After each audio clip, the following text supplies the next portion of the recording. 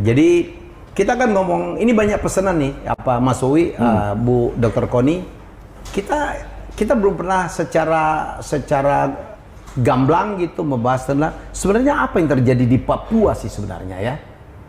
Apa yang terjadi? Ibu dulu ya, ini dari sisi militer dulu lah. Kalau aku cuma begini ya, buat aku tuh adalah pukulan fatal ketika tentara khusus kita atau benar-benar pasukan khusus kita yang katanya nomor 3 dunia, katanya nomor 5 dunia, namanya Kopassus itu. Kenapa bisa kemarin tuh luluh lantak yang kejadian terakhir yang 36 orang? Karena begini 36 orang apa? Ya, korban kan diserbu kemarin. Nah, jadi gini loh, satu Kopassus itu hitungannya 20 prajurit. Di mana-mana kenapa Kopassus itu atau pasukan khusus, pasukan elit itu kenapa jadi hebat banget dilihat orang? Kenapa dia selalu kecil? Karena satu orang itu bisa bunuh 20 orang. Nah sekarang itu ada pasukan gabungan Kopassus dan Rider. Dan buat gue Rider tuh ya setengah khusus setengah ya. Kopassus. Setengah Kopassus Rider gitu loh, Kostrad. Bayangkan 36 orang dan gue ngitungnya bego aja. Pernyataannya TNI TPNPB itu hanya 50 orang. Ini aja bisa kita angkat baru nih. Pernyataannya Polri, TPNPB itu 150 orang. Oke? TPNPB itu yang UKB itu ya? Si tentara ini ya, sekarang kan namanya Tentara Pembebasan, pokoknya TPNPB sekarang namanya. Tentara yang kita. Namanya ganti-ganti melulu. Ya, enggak, ya. tentara si OPM. Tentara OPM. Tentara OPM itu namanya sekarang tentara. Makanya gua dukung penuh Panglima Yudo mau operasi tempur naon juga gua dukung aja. Sikat. Sikat, kalau perlu 3 angkatan langsung. Bom aja selesai gitu kan. Nah, jadi gue lupa ya. Jadi pokoknya intinya hitungan gua langsung begini. Dengan itu bisa dikalahkan dan kalau gua ngomong berarti gua kan tahu detail. Gua nggak boleh ngomong aja apa detailnya. Tapi I know exactly berapa titik dari markas, berapa logistik dukungan yang ada dan tidak ada, gue tahu. Cuman gue nggak bisa omongin. Okay? Jadi data gue satu lah. Jadi kalau ada yang bantah ini, ya gue nggak bisa aja ngomong di publik. Tapi data gue satu. Nah, jadi sekarang hitungan gue berarti gini aja. Itu 36 orang bisa babak belur, ya kan? Dan stres loh, trauma. Kalau sekarang lihat ke rumah sakit, mereka tuh trauma sekali karena melihat kesadisan yang nggak pernah terlihat dalam hidup mereka sebelumnya. Berarti 720 orang kekuatan, which is kan nggak mungkin kalau nggak ada tentara bayaran. Atau pasukan elit juga di situ. Tentara bayaran. Nah, sebentar. Tentara bayaran itu adalah masuk jadi pasukan elit ke TPNPB. Ada yang bilang begini, Bu Koni itu kayaknya mengaburkan gini gitu.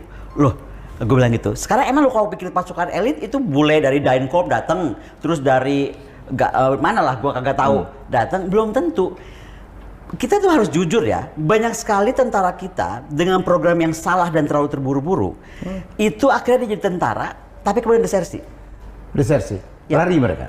Desersi lari. Lari ini kan bisa dua hal, dia betul-betul gabung ke TPNPB, bisnis gua bilang kayaknya nggak mungkin, karena ngapain dia dari orang biasa hidup di kota, terus tahu nikmatnya semua, kenapa jadi mesti masuk hutan? Ya. Jadi kalau gue curiga, dia yang dibayar oleh I don't know what, you name it. Kita punya di dunia ini ya, ini gua biar jelasnya. Ada 10 top military tentara bayaran. 11 lah. Tentara bayaran. Ada Daincorp, itu gua merahin tuh. Pokoknya yang gua curiga itu Daincorp main, Airins, ya kan, Unity Resource Group atau G4S. Oke? Itu yang gue curiga masuk. Karena kalau G4S itu dia udah ada di 620.000 tentaranya. Bisa di mana aja. Nah, dan bayaran mereka mahal banget. Jadi kalau gua desersi nih, pilihan untuk masuk ke situ lebih besar daripada masuk di TPNPB. Digaji. Gitu loh maksud gue tentara bayaran. Ada yang jawab gini sama gue, dari mana Bu ada tentara bayaran bisa kami bayar? Lah, lu pesawat susi aja lu mau ganti bisa dari uang sumbangan PBB. Kenapa bilang bayar tentara bayaran nggak bisa? Nah, jadi ini kita mesti serius melihat masalah ini dengan kejujuran. Oke? Dan artinya apa? Diplomat kita tuh kedodoran menurut gua.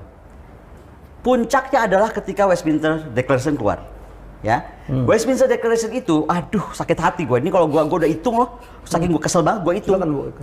Gue hitung berapa orang dari Australia, berapa orang dari Inggris, berapa orang dari Vanuatu, berapa orang dari Belgia, ada 1 orang, ya kan?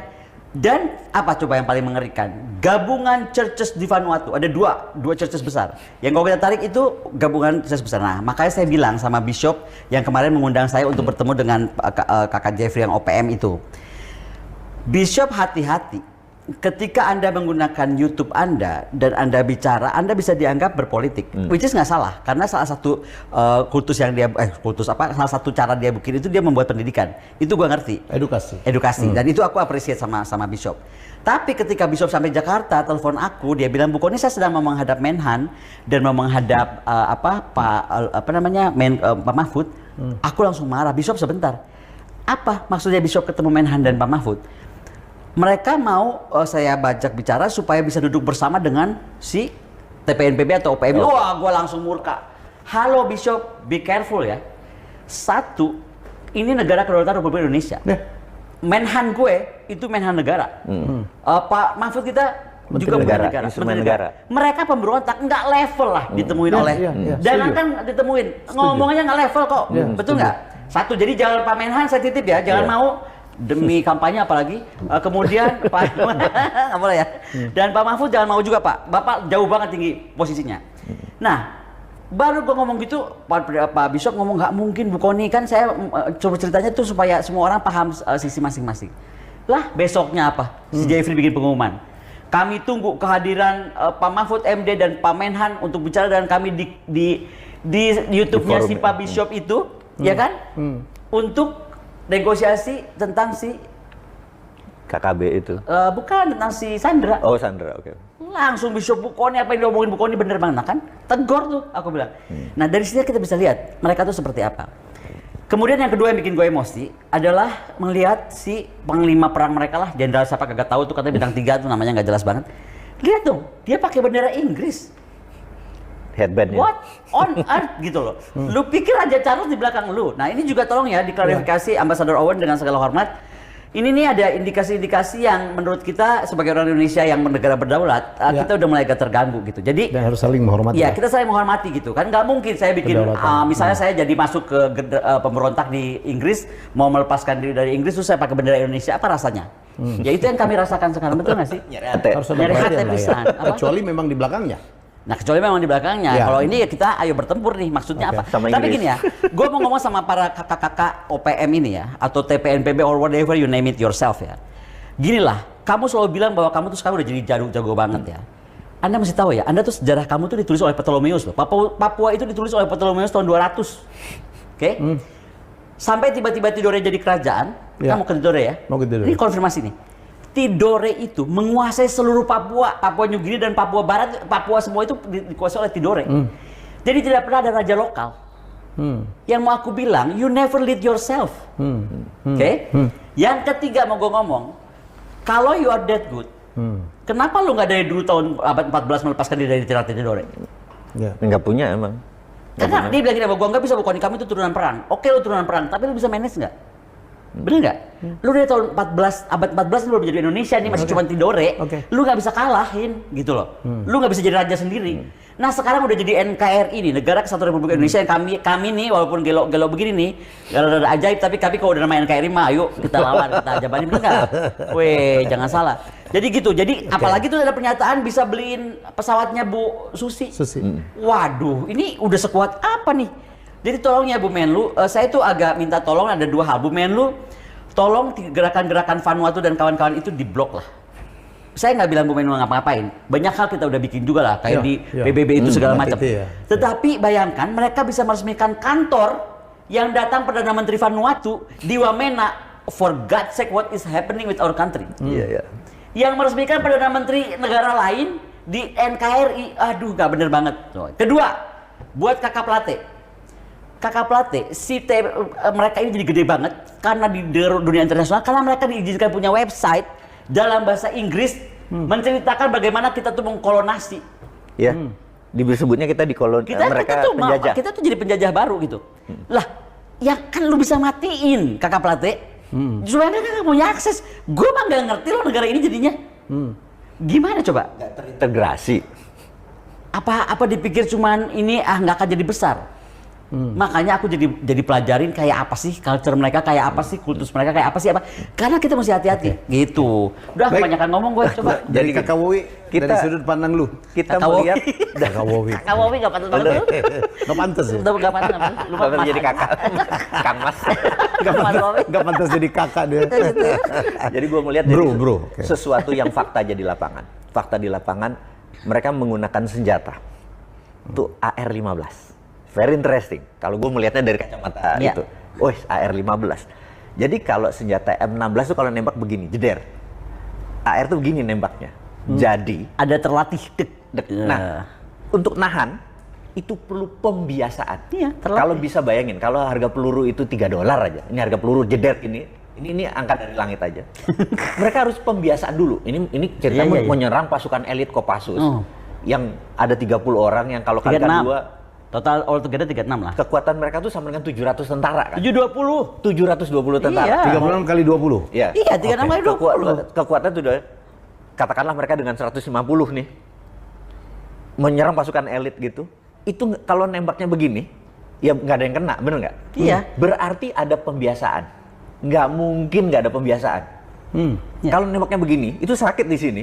Paling perang cuma satu selongsong diisi. Udah selesai. Magazine berikutnya biru-biru loh. Oh gitu ya? Apalagi Iya, hentakannya. Ya, jadi waktu dia menyerang dan menang, kita bilang siapa yang melatih mereka? Itu pertanyaan ini. Kalau mereka ini semua dilatih, berapa lama mereka pembiasaannya? Patut Siapa diduga- yang membiayai peluru? Patut diduga dilatih. Udah pasti. Pasti. Gitu kan? Dan kedua, dia siapa yang beliin peluru persediaan? Oke. Ini sudah perang ini, waktu pelatihan doang nih, Iya. bener kan? Oke, ini? terus, Ada terus? biasa. Nah, terus AR-15, kenapa nggak M16 seperti biasa buatan Colt?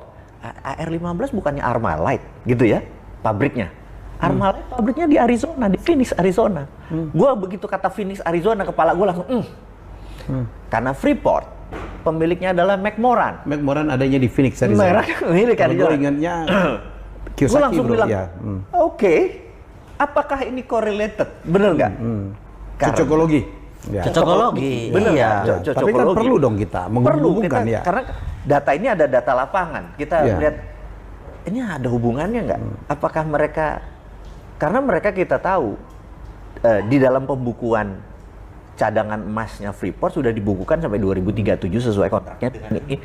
Toto dipotong sekarang di tengah. Apalagi ada rencana pemerintah untuk menaikkan saham 10% Nah, Freeport ya. itu kan Dan berarti ada di mengganggu tengah, lagi. di tengah Amerika sedang bangkrut. Iya. Wah, makin jadi masalah. Itu Oh, poinnya oke. yang mau dibicarakan. Nah, McMoran adalah penghasil pajak terbesar PAD-nya Arizona. Terganggu. Berkepentingan lah, karena mereka tuh negara bagian loh. Amerika tuh bukan negara bagian. Mereka tuh punya kebijakan sendiri juga. Iya. Jadi mereka Arizona. bilang dulu senatornya McCain, kita tahu war hero. Sekarang dan itu mengawal khusus Freeport gitu ya. Saya pikir ini nggak bercanda ini. Apakah ini adalah akibat dari sebuah kebodohan keputusan kebijakan beberapa tahun yang lalu? Saya nggak tahu nih. Kalau bodoh sih enggak, keputusannya Iya. benar. Tapi namanya keputusan itu harus dijaga dari semua aspek. Itu gitu. mungkin nggak kejaga, iya kan? Ini jadi secara economic approach mungkin benar. Ya. Mau ngambil karena kita rugi nih, kita mau ambil ekonomi. Tapi dia melihatnya terlalu dari economic approach. Sehingga yang Belum- lain tidak. Dia nggak ngelihat dari humanitarian approach, bener nggak? Tapi enggak, kalau kan gue udah bilang, gue tuh waktu lulus PhD, disertasi gue tuh tau nggak judulnya apa? Apa? Dari Taiwan? Enggak, tentang Israel. Israel. Jadi tentang state power. Dan state power yang gue pernah ngomong itu military dan ekonomi itu interventing. Jadi kalau lu udah Nggak bisa berdiri sendiri? Nggak bisa. Ketika lu makin emosi, ekonomi lu makin maju, tentara lu makin besar pasti. Harus. Atau ketika lu nggak sanggup jalanin ekonomi lu, tentara lu besarin, pasti ntar ekonomi lu akan jadi besar. Kan proven. Nah ini makanya menurut aku ketika ekonomi kita gain dengan kita kembali memiliki saham terbesar, kita lupa di sana itu mesti betul-betul harusnya tentara kita tuh makin diperkuat. Dan kalau gue bilang, kalau sekarang perang yang sekarang lawan mereka nih, kan gue lucu. Begitu gue bilang, oke kita dukung Panglima TNI, mau siaga tempur merah, siaga tempur kuning. Kan kalau karena beliau angkatan laut backgroundnya, jadi istilahnya siaga tempur merah dan kuning itu loh. Sudah sekarang udah kuning nih, anytime bisa jadi merah. Ketika merah itu udah pasukan gabungan. Yang gue bilang pasukan kuda hitamnya akan keluar. Yang selama ini kalau lu bisa ledek-ledekin Kopassus ya kan, jangan main-main lo, belum keluar di tentara super yang ajaibnya. Nah, Trimatra yang lain. jadi menurut aku itu kita mesti warning kepada mereka ya. Dan sekali lagi tidak boleh lagi ada suara-suara yang melarang Panglima TNI bergerakkan pasukan. Sampai mau ngebom juga nggak apa-apa. Tapi kita cuma minta satu. Di waktu Inggris perang kan semua dipisahkan antara masyarakat tuh, kalau perlu masyarakat tuh dikurung, nggak boleh kemana-mana. Ya kan, dimasukin barak atau dibikinin tempat khusus. Jadi masyarakat dipisahkan dari mereka. Sipilnya. Itu sipilnya. Sehingga waktu dihajar betul-betul mereka saja. Musuhnya. Bahwa kalau ada masyarakat yang kabur-kabur, yang gobloknya gitu. Betul nggak? Kenapa udah tahu masuk? Sama yang gue bilang sekarang, si Philip ini udah tahu itu daerah berbahaya. Kenapa lu ke situ? Ngapain lu ke situ? Ya kan? Kecuali memang kecuali ada mennya. sesuatu gitu. Nah jadi kita mesti dukung itu. Dan ini kalau sampai ada satu orang aja belain TPNPB, lu hati-hati ya, lu ngadepin rakyat Indonesia. Karena kalau kita komparasi, karena ada isu pelanggaran HAM. Gini ya, Kalau menganggap saudara dilakukan pendekatan sebenarnya kalau aku lihat, kalau pendekatan saudara tuh udah sangat dilakukan kita tuh sebenarnya. Walaupun tadi kita mungkin belum mengambil aspek yang lebih strategis seperti seperti cult kita perhatikan, agama di sana kita perhatikan ya. Tapi ini aku mau ngomong ya, rakyat Indonesia itu per Januari 2023 273 juta saudara-saudara, oke? TPNPB udah deh gua anggap paling jeleknya aja lah 720 dengan si tentara bayaran lu itu, oke? Berarti kalau lu belain satu tentara, ya kan? Lu habis komparasinya sama dengan 300-an ribu orang Indonesia. Satu ngelawan TPNPB itu. Lu iya dong. Iya. Ini ya, itu kan benar gini ya. Satu TPNPB mengkhianati. Kalau satu orang aja beda membela TPNPB, satu TPNPB, lu mengkhianati 379.166 rakyat Indonesia. Kalau lu mendukung, kalau lu ngebelain tuh HAM-nya si TPNPB, lu berarti menyakiti HAM-nya 376.000 orang Indonesia. Jadi jangan pernah lagi bawa-bawa HAM di sini. Saya bukan, Bu. Kalau saya boleh potong, saya tuh oke, lu punya konflik tapi kok yang dihancurkan tuh sekolah, membunuh guru. Dan yang dibunuh sipil, dokter gigi, guru, tukang ojek kan. Udah gila. Ini membunuh saudaranya sendiri gitu. You know what I say? Ini peran apa sebenarnya? Lu tau gak gue ngomong apa di acara gue sama Bishop? Gue bilang, tentara pemberontak paling pengecut sedunia ya TPNPB. Lu tahu kemarin apa yang dia pakai jadi shield itu supaya sampai kita jadi berantakan? Apa? Perempuan dan anak-anak. Iya, dan mereka nyaru ke dalam. Ya itulah menurut gua tentara pemberontak paling pengecut sedunia. Jadi jangan coba-coba ganggu NKRI, jangan ngayal deh, jangan halu. Nah, terus apa yang harus kita lakukan, Mas Owi? Jadi udah bener nggak yang kita lakukan sekarang gini, ini? Ada dua yang saya mau fokuskan sekarang. Mercenaries yang dipakai ini world class, nggak bercanda nih. Buktinya Kopassus saja bleeding gitu kan, berdarah-darah. Yang kedua adalah selama 100 tahun, 1 century, belum pernah ada pemimpin Amerika datang ke Papua Nugini. Pertanyaan kita, ngapain tumben lo datang ke Papua Nugini? Biden. Biden mau datang. Biden mau datang. Iya, tapi itu udah kita bahas di sini. Nah, ingat nggak waktu kita bahas Ukraina? Aku bilang spill overnya Ukraina itu harus selesai dan dia harus punya mandala perang baru. Itu gua biasanya kalimat gua. Dan mandala perang baru itu hanya dua. Either Taiwan, dia otak-atik dan dia udah mulai mikir banget karena dengan Rusia di bawah belur. Ya kedua Papua. Makanya Papua ini nggak bisa main-main sekarang kita. Nggak bisa. Tunjukkan gigi. Afrika pun udah masuk. Jangan kan Khartoum itu, Sudan, mereka juga tuh. Nah, Sudan nanti ada sama-sama mercenaries, ketemu mercenaries nih sama. Jadi begitu Biden datang, pemimpin Amerika udah 100 tahun nggak pernah peduli sama negara Pasifik itu, toto dia datang. Ini untuk Papua atau ternyata di sana ada forum Pacific Island Forum yang akan diselenggarakan di PIF. Ada 18 negara, mereka mengadakan. Apa yang Amerika khawatirkan? Karena China itu punya 1000 proyek dalam 10 tahun terakhir.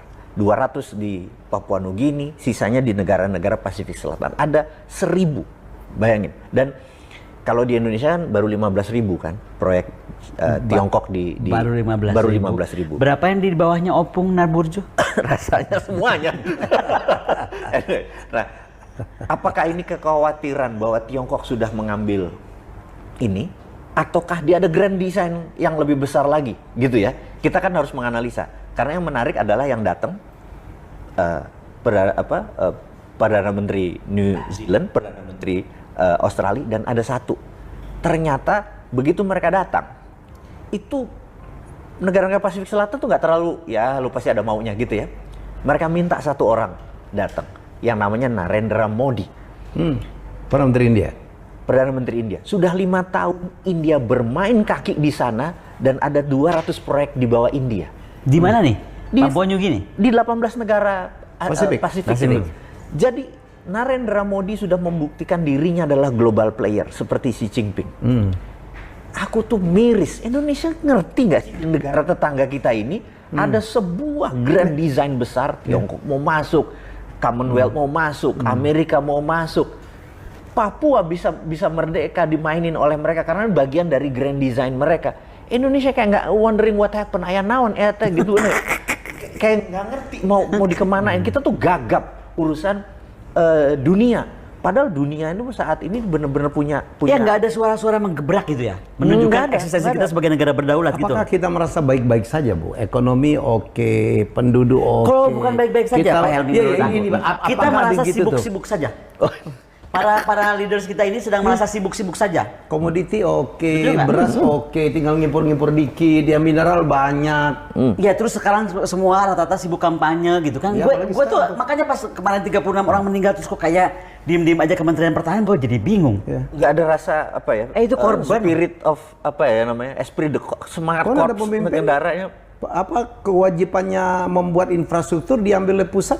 Tepuk tangan deh. Iya. Ya itu yang terjadi. Yang terjadi. Ada lebih Meme banyak yang kemana-mana populis, nih. yang populis Gitu yang loh. seperti itu. Ini yang kuharap adalah Kementerian Pertahanan mulai berpikir, Kementerian Luar Negeri mulai mendesain gitu harus. Kemdagri juga. Kayak tadi aku bahas ya secara sosiologi, antropologi, pendekatan tadi apa bishop ini semua, churches atau semua. Tolong deh, itu kayaknya Pak Tito dengan segala hormat karena menurut saya harus ada infiltrasi masuk betul-betul yang kita juga kuasai masyarakat. Karena ketika mereka sudah bicara bahwa mereka itu tanah yang diberkati Tuhan, mereka adalah orang-orang pilihan Tuhan, itu udah ngeri. Itu ideologinya udah mulai. Gue tuh takut cucu gue nanti kalau nyanyi lagu wajib dari Sabang sampai Merauke. bukan dari Sabang sampai Merauke tapi dari Medan sampai Ambon berjajar pulau-pulau gitu kan, Aceh lepas Papua lepas, bener nggak? Jangan Loh, dong. itu jangan sampai terjadi. Nah kita ini di forum ini kita mengingatkan lagi pemerintah, kita mengingatkan Bukan cuma masyarakat. mengingatkan pemerintah, para netizen, Anda itu kan adalah rakyat yang terhormat ya. Ini tuh kelihatannya kalau galau para pemimpin kita tuh karena sibuk tadi, ya kan? Tolonglah netizen bersuara lah. Ini tuh NKRI harus kita jaga dengan darah dan air mata, bukan cuman kita hanya menggali sejarahnya, tapi coba lihat bagaimana kita harus mempertahankannya. Betul nggak? Setuju. Dan tolong bersuara, jadi gini loh. Orang boleh aja ngomongin HAM-nya TPNPB itu atau HAM-nya Papua, tapi kembali ya ke hitungan saya itu. Satu orang itu berbanding 379.166 rakyat Indonesia. So common sense aja lah. Oke, Bu, kita balik lagi ke ini kan kita punya panglima yang baru ya. Pak Yudo. Bu, ini supaya clear aja, ditanggung jawab untuk menangani apa KKB ini di polisi atau di TNI ya, Bu? Nah, tergantung mereka dinamakannya apa. Makanya ini kan jadi perdebatan. Itu panjang. Pokoknya kalau ada yang bilang ini harus polisi di depan karena separatism atau terorisme itu ada anggapan itu masuk ke OMSP. Karena OMSP maka tetap polisi di depan. Lalu adalah masuk juga faktor ini harus katanya supaya nggak boleh ofensif, harus pendekatan hukum. Nah ini yang kita juga minta kepastian. Kalau ini pendekatan hukum yang mau dipakai, jangan pernah kirim tentara, mau dia Kopassus atau bukan Kopassus kayak ke Papua.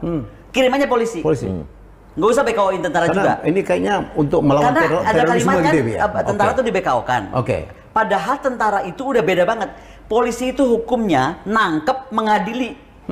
Itu aturan hukum. Kalau kita penegakan hukum. Oke. Tapi kalau tentara di seluruh di dunia ini lu cari kemanapun juga, termasuk tentara-tentara pemberontak, ya lu dibunuh atau bunuh orang. Makanya jangan pernah terapkan HAM ke mereka kalau menurut gue. Jadi kalau tentara itu eradicate threat, meniadakan Ancaman. Nah sekarang Itu kalau dia mau tentara. Itu tentara. meniadakan, Ya. dia mau meniadakan, tapi itu ditakut-takutin mesti begini. Makanya sekarang udahlah. Apalagi ketika namanya tuh bukan lagi namanya sekarang udah resmi menjadi TPNPB, tentara pemberontak. Udah resmi itu namanya dia pakai. Ya sudah. Kita melawan teroris dong artinya sekarang. Even worse than teroris, tentara pemberontak kayak gini loh. Dan jangan pemberontak, gini. ya, oke. Jadi gini loh. Inggris waktu menghajar ARE, coba kita mundur waktu Irlandia tuh mau merdeka. Inggris tuh ngebabat ARE itu. ARS. 3 angkatan turun, serbu semua, bom deh selesai. Jadi nggak boleh nanggung. Tetapi bahwa setelah itu, balik lagi, dia berkedok agama juga, Katolik sama Protestan. iya sama. Iya. Makanya perang paling worst itu perang agama kok, karena you never know, gitu kan. Nah itu aja makanya aku bilang sekarang sudah harusnya Pak Tito itu menurunkan tentara-tentara sosiologi dan antropologi supaya meraih. Pak Tito sih? Pak Sigit? Mendagri. Oh, ini Mendagri? Loh, Pak Tito ini kan Mendagri. Maksudnya kan ini kan tugas dalam negeri lah untuk kemudian meraih masyarakat. Pengamanannya Nggak, kalau polisi itu dong? kan kalau itu tugas tadi bagaimana menumpas. Oke. Itu ada TNI dan Polri. Oke. Tetapi TNI itu kayak kakinya disuruh ngelangkah tapi diikat sebelah. Gitu loh. Itu yang nggak boleh terjadi. Dan perdebatan itu udah harus selesai. Dan kalaupun udah nggak pada waktu Pak Menhan sedang sibuk mau jadi presiden, ini pada sibuk jadi itu. Pak, saya cuma minta satu hal aja Pak ya. Bu Mega itu bisa ngehajar GAM. Itu mengeluarkan perpres Bu Mega itu malam-malam. Dan jangan salah waktu itu banyak juga nih. Jadi kalau aku boleh ceritakan malam kejadian Bu Mega mengeluarkan perpres untuk menghajar GAM itu habis-habisan. Itu kalau menurut TBH, Tubagus Hasanuddin, nggak ada waktu itu Panglima dan Jenderal yang berani. Dan Bu Mega yang gebrak meja. Dueng. Kenapa jenderal-jenderal saya sekarang menjadi pengecut? Saya tanda tangan perpres sekarang hajar GAM. Ini yang kita tunggu dari Presiden Jokowi. Presiden Jokowi contohlah Ibu Presiden Megawati Soekarno Putri dengan ketegasannya itu namanya menghajar semua pemberontakan apalagi udah bertentara. Jadi kalau gue udah selesai tuh perdebatan ini mau pendekatan polisi atau Polri, keluarkan Kepres, pengguna utama itu adalah Panglima tertinggi Presiden Republik Indonesia. Kepres aja udah selesai. Kalau Kepres lama Inpres, kenapa rupanya? Instruksi Presiden. Itu si Presiden. Pokoknya saya tentukan Panglima TNI selesaikan ini dalam 2 bulan misalnya. Itu di curfew tuh, ditarik-tarik semua. Mana masyarakat, mana bukan. Kurung tuh si masyarakat tuh jangan kemana-mana. Kalau lu mau hidup, lu diam di sini, ya kan? Nah, yang hajar yang nggak mau masuk, berarti dia mereka tentara pemberontak. Hajar, jangan nanggung 3 angkatan sekaligus, 3 pasukan elit sekaligus. Selesai itu. Jadi kalau kita putuskan sekarang, Mbak Puan, ini ujung-ujungnya, masukkan kategori ini sebagai nation threat. Karena threat Iya, national dibawa di... Nah kalau ini masih belum, ini kriminal, ini segala macam nggak kelar-kelar. Masukin aja national threat, Kepres, selesai. Kepres atau Inpres? Kalau Kepres kan kelamaan mesti DPR. Oh, udah. Kalau gue jadi presiden mah gue keluarin Inpres. Udah segini ya. Sekali lagi ya, ini kehormatan bangsa Indonesia. Kopassus itu tuh adalah tentara terbaik dunia loh. Ya. Itu buat aku menyinggung banget aku. Makanya ya udah anggap aja tentara bayaran. Pak ada gengsi dikit lah. Masa lo kalah sama OPM? Oke, hidup Bu Koni. Selesai sudah. No discussion. Jadi lu puas kita bahas ya tentang konflik di Papua dari berbagai angle ya. Kita boleh berbeda pendapat, Anda boleh komen, Anda boleh nggak setuju, silakan. Tapi yang ada satu mesti bikin, tetap cinta NKRI dan jangan pernah bela siapapun namanya pemberontak atau apapun itu.